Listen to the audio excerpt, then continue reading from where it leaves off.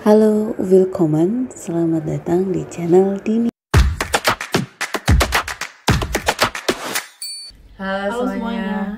Apa kabar? Ketemu lagi dengan Dini and Juju and Dini. Kamu tahu istilah alpha female, Din? Alpha female, udah pernah dengar. Ya, orang baca juga. Jadi istilah ini tuh ini yang nggak cuma alpha ternyata. Ini salah satu jenis kepribadian lain gitu. Kayak MBTI, kayak sanguinis, terus koleris, introvert, extrovert juga, betul. Nah, ada nih gitu kan, expert gitu, yang dia itu mencetuskan ada kepribadian lain gitu, buat male dan female. Ada alpha, beta, omega, delta, sigma, gamma terakhir. Ada sigma juga. Oh, ada. Jadi 6. Tapi yang paling lagi viral itu gara-gara di TikTok ya, ada pembahasan tentang alpha female atau alpha woman. Bener. Dan banyak banget orang yang belum paham atau belum ada bahkan yang belum dengar ya apa tuh alpha female. Mereka taunya introvert, extrovert kan udah biasa tuh ya kan.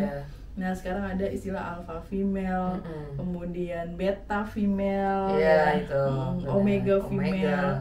Tapi yang lebih delta. mau kita bahas sekarang tuh alpha female atau alpha woman. Itu tuh dulu aku baca artikelnya itu udah dulu banget sih, Maju. Nggak dulu sih, ya 5 tahunan terakhir ini, nggak termasuk dulu ya. Jadi itu masih 5 tahunan terakhir. Di masih valid, artikelnya masih valid. Artikelnya itu aku baca di internet, tapi itu dimuat di majalah juga. Kayak itu Maju. Yang ininya Dave Hendrick itu kan apa sih, Brunch with Dave itu kan dia dari majalah Cosmo atau apa gitu ya, kayak gitu-gitu, Cosmopolitan. Nah kayaknya aku lupa Cosmo atau apa. Itu tuh aku bacanya di internetnya, yang di online ya. Itu ngebahas alpha female gitu. Sosoknya tuh aku inget banget si Dr. Mesti, namanya Mesti Aryotejo, Baju. Oh iya. Jadi Dr. Mesti ini dia DSA, dokter spesialis anak sekarang. Jadi dulu itu beliau masih baru lulus kedokteran gitu, Baju. Soalnya kedokterannya UI sih, jadi lumayan prestis ya, Baju. Terus anak UI juga. Terus dia main musik dia pernah ikut orkestranya Erwin Gutawa. Terus dia juga model video klip pernah. Oh my god. Modeling juga dia anaknya emang. Itu terus abis gitu ini kayak spokesperson-nya Wardah, tapi bukan ini, bukan BA, kayak jubir gitu. Iya, betul. Ini Wardah spokesperson. Istilahnya itu aku ingat banget artikelnya itu. Jadi dia banyak spoken person. Dia juga bisa main flute. Oh, jangan-jangan dia bisa rebana juga. Makanya rebana, suling, gendang dan sebagainya. Kayak gitu. Terus apalagi ya, pokoknya banyak gitu. Nah itu yang disebut alpha female. Jadi dia itu kayak dominate gitu. Iya, punya banyak peran. Dia mampu menjalankan semuanya itu. Benar gitu, kayak gitu. Nah, dan alpha female juga setahu kita ya, maksudnya yang orang awam gini, itu tuh mereka yang dominan dan punya jiwa pemimpin yang tegas. Dan kalau dia ada dalam satu organisasi itu biasanya jadi ketua kayak gitu ya, CEO. Atau di rumah tangga itu kan ada bapak-bapak yang pendiam, emaknya yang ibunya yang dominate gitu. Nah, yang dominate ini biasanya tipe-tipe yang alpha female gitu. Kamu nanti kayak gitu nggak, Din? Aku di hal-hal tertentu sih, Baju. Kita nanti sebelum kamera on ini kan, kamera rolling itu kita ngobrol ya. Sebenarnya kalau misalnya dominate iya gitu, tapi di beberapa hal saja gitu, karena ada yang satu hal kita setuju tadi, kita nggak bisa ngomong di sini ya, Baju. Iya gitu. Jadi aku bisa tapi nggak di semuanya, karena aku memang nggak mau didominasi. Aku butuh didominasi juga gitu. Kamu mau ditindas, Din? Di hal-hal tertentu kan, nggak semuanya kayak gitu. Nah, tadi kan di awal aku sebutin ya, Baju. Kalau yang berarti darahnya manis biasanya. Orangnya manis. Yes. Nah, yang mencetuskan si 6 kepribadian ini tadi gitu, alpha, beta, gamma, sigma dan seterusnya itu itu tuh namanya Kristen Keller.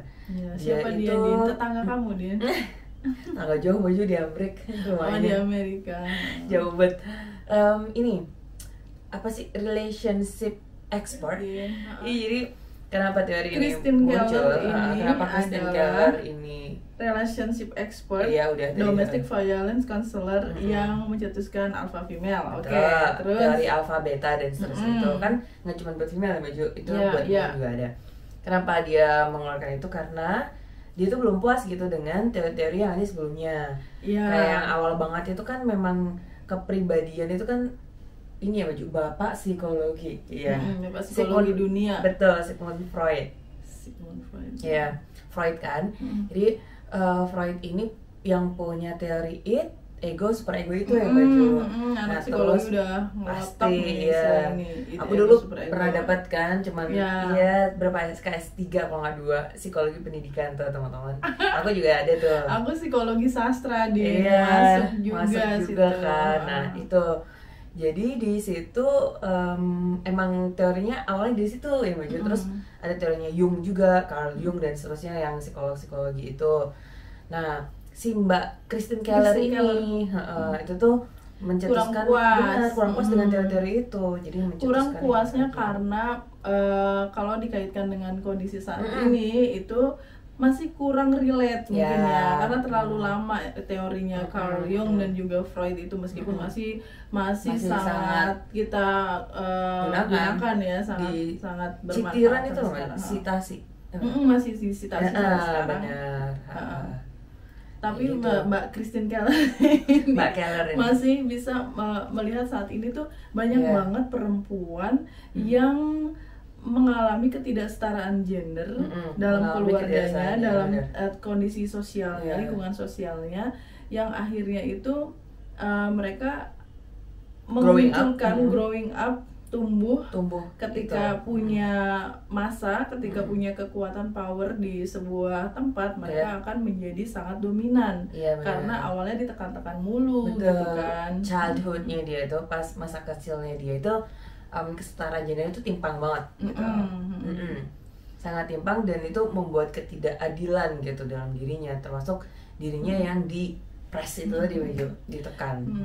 Tapi di kantor kita ya, misalnya ada tipe yang alpha female atau alpha woman itu kan, mereka kan orangnya suka yang mendominasi, suka ngatur, mereka percaya dirinya tinggi dan biasanya pandai menggerakkan orang gitu kan, pandai menggerakkan massa untuk melakukan sesuatu gitu kan. Apa benar masa lalu mereka itu sering mendapat ketidakadilan? Belum tentu juga kalau menurut aku ya, Din ya. Iya, tadi ketika kita membaca ini ya, baju itu tuh banyak yang aku gini, aku gini baju, tapi aku juga kayak gini gitu. Jadi memang karena biasanya kalau teori baru itu kan dia seperti itu ya baju. Masih agak ada sisi kelemahan yang masih bisa kita tolak gitu ya. Karena seperti penelitian juga kan di akhir itu di kesimpulan itu kan juga ada di dicantumkan kekurangannya. Nah aku mikirnya ke sana karena ini baru pasti dia ada kekurangan yang ada gitu di teori ini gitu. Jadinya ya nggak apa-apa juga gitu kan, ini hal yang bisa kita bahas karena alpha female tadi gitu. Terus kalau kaitannya dengan ego super ego tadi ya, Sigmund Freud tadi kita mau bahas sedikit tentang ego dan super ego. Jadi gimana baju ada apa namanya, bukan simulasi, contoh yang itu tuh satu kejadian tuh bisa langsung menjelaskan ego dan super ego. Pokoknya kalau itu berarti sesuatu yang alami ya, yang ada di dalam tubuh kita yang bereaksi gitu ya, nggak bisa ditahan. Contohnya kalau kamu kebelet pipis, kamu bisa tahan nggak? Sampai kapan kamu akan menahannya? Pasti bakalan keluar juga pipisnya. Atau bayi yang ngompol itu sesuatu yang nggak bisa ditahan karena proses alamiah dalam tubuhnya. Mau ditahan emangnya jadi batu keluar, tapi tetap aja keluar kan. Termasuk meskipun batu juga keluar kan. Termasuk air mata. Kalau emang udah nonton film drakor misalnya, kamu ini udah nggak tahan banget, udah pasti keluar air mata. Keluar air mata. Udah kamu udah nggak peduli mau orang ngeliatin kayak udah keluar aja gitu air matanya. Kayak kita nonton kemarin itu videonya siapa? Putri Aryani kan nangis, benar. Atau kamu main badminton 5 jam, nggak mungkin kan kamu bisa menahan keringatmu untuk nggak keluar. Benar. Pasti keluar. Nah itu namanya id, sesuatu yang ada di dalam tubuh kita yang nggak bisa kita tahan. Nah, terus selanjutnya ada ego nih. Kalau ego itu ya ego ya Baju, kayak yang literally ego. Kita tuh ada tapi kita bisa tahan. Misalnya lapar. Lapar. Iya. Terus ngelihat makanan gitu, di meja. Padahal di rumah itu cuma ada 2 orang misalnya, dan kamu tahu persis bahwa satu orang satunya itu memang belum makan gitu. Benar. Kamu makan nggak itu makanannya? Gitu. Nggak semuanya Dibagi dong, kasihan. Nah, itu ego namanya. Terus kalau misalnya masih dikendalikan. Ngomongin makanan lagi, banyak lapar juga, tapi lagi diet, ya kan? Nggak bisa kan berarti makan banyak, atau makannya bisa juga kita nggak makan itu, kita makan yang lain karena itu misalnya kalorinya banyak segala macam kayak gitu. Berarti itu kamu sudah bisa menahan ego kamu. Itu ego. Terus ada super ego. Super ego itu lebih ke masalah norma sosial di dalam masyarakat. Misalnya ada ini ya, tetangga kamu punya motor baru nih. Orangnya lagi pada pergi nih,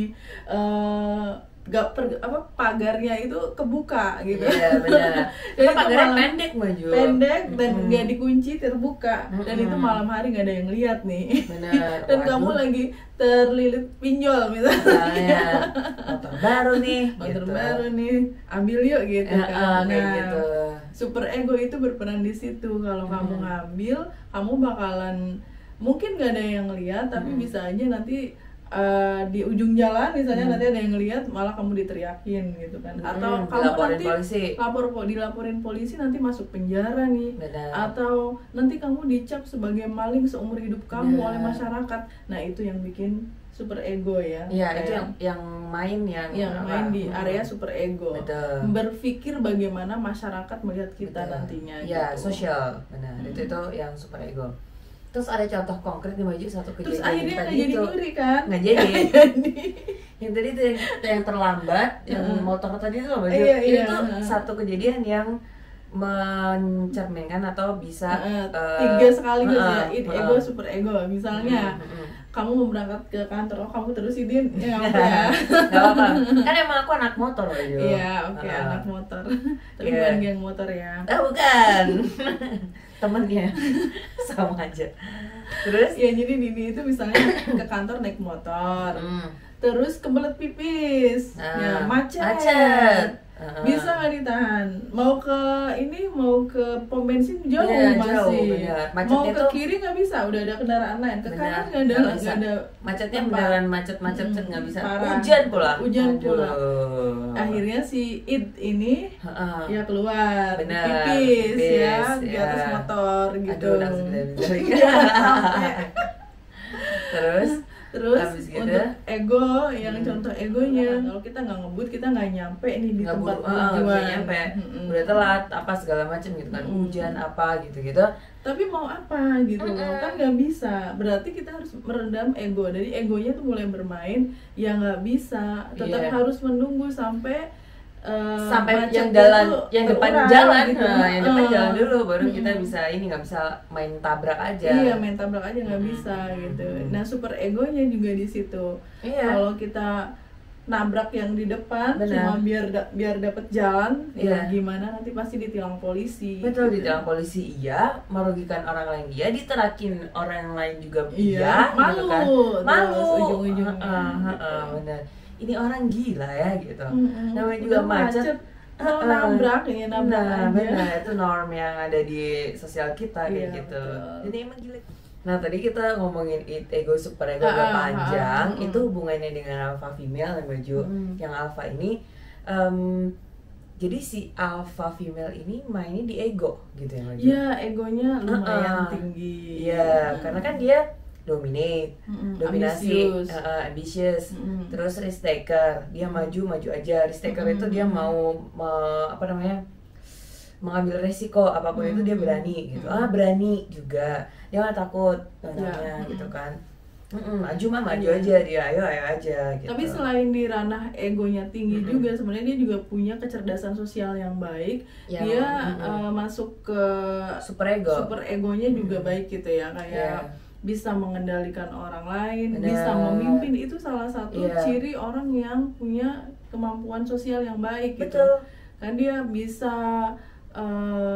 mengarahkan gitu kan, dia bisa persuade itu, mempengaruhi orang untuk ya itu tadi gitu, sesuai dengan tujuannya si alpha ini. Iya, jadi nggak sepenuhnya orang alpha female egonya itu tinggi doang. enggak juga. Tapi itu salah satu faktor ya Mbak Jo. Oke, terus untuk kelebihan dan kekurangan seorang alpha female itu apa, Din? Ya kalau kelebihannya mah banyak. Kelebihan. Iya, dia itu pede orangnya, pede banget. Bagus itu daripada kelebihan lemak gitu kan, kayak gue gitu. Oke. Benar ya, pede banget karena biasanya alpha female ini kelompok ekstrovert ya. Ya, anak ekstrovert. Iya. Alpha female tuh she's a good planner Maju. Jadi dia itu pandai merencanakan sesuatu. Ya karena ambisius tadi tuh, perfeksionis juga. Iya, tuh karena semuain udah. Dia tahu apa yang dia mau kan. Iya. Dia memiliki impian dan rencana yang jelas tadi tulisnya gitu.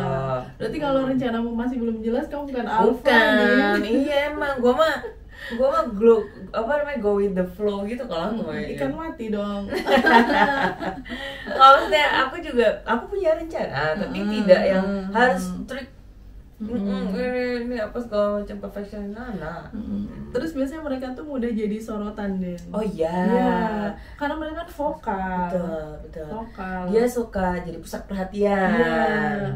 Orang vokal itu ketika lagi rapat aja pasti mereka tuh banyak ngomong. Siapa yang nggak merhatiin coba? Iya. Ya kan? Belum dikasih kesempatan dia udah tunjuk tangan. Itu dan mereka biasanya pinter ya dia. Iya pastinya. Dia memiliki kemampuan komunikasi yang oke, dia juga kognisinya oke juga. Terus punya keseimbangan hidup juga gitu. Oh iya. Female itu.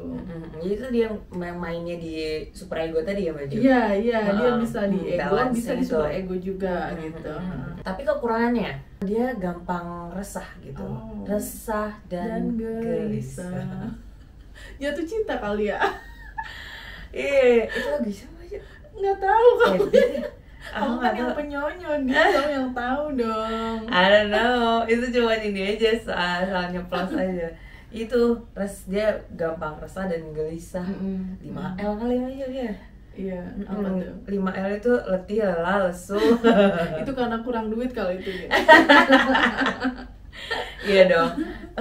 Jadi kenapa gitu? Karena ya dia perfeksionis. Makanya kalau ada yang salah sedikit ya pastinya dia merasa terganggu gitu. Ada yang ganjel pastinya, resah. Iya, jadi resah dia karena tidak berjalan sesuai dengan rencana dia. Iya, betul.